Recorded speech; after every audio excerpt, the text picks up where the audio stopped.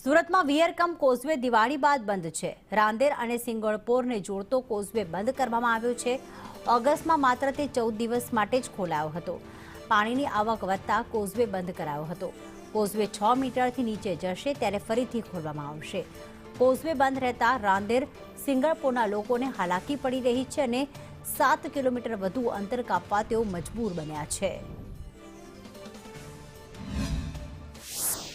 સુરતના રાંદેર અને સિંગણપોરને જોડતો વિયરકમ કોઝવે દિવાળી બાદ પણ બંધ હાલતમાં જોવા મળી રહી છે।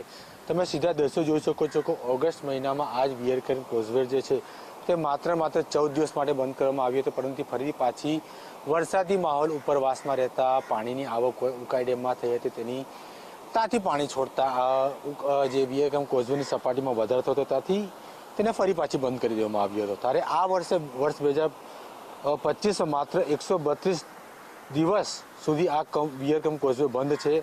આજની કોઝવેની સપાટીની વાત કરવામાં આવે તો 6.88 મીટર છે, જે 6 સપાટીથી નીચે આવશે ત્યારે વિયરકમ કોઝવે ફરી લોકો માટે ખુલ્લો મૂકવામાં આવશે। ઉલ્લેખનીય છે કે વિયરકમ કોઝવે બંધ રહેતા રાંદેર અને સિંગણપોર વિસ્તારના લોકોને ખૂબ જ હાલાકી પડી રહી છે। અહીંના વિસ્તારોને આમને સામને જવા માટે એક આખો 7 કિલોમીટરનું ગોળ ફરી બંને બાજુ જવું પડી રહ્યું છે।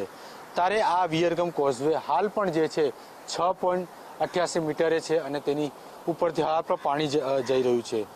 માત્ર ઘણા વર્ષો બાદ આ એવું બન્યું હોય કે દિવાળી બાદ પણ વિયરકમ કોઝવેને બંધ રાખવામાં આવ્યું હતું। તેનું પાછળનું કારણ એ છે કે જે રીતે પાણી છોડવામાં આવ્યું છે તેની સપાટી જાળવવા માટે, તો તેના ઉપરથી પણ જે છે પાણી જરૂર તે માટે આજ સુધી એને બંધ રાખવામાં આવ્યો છે।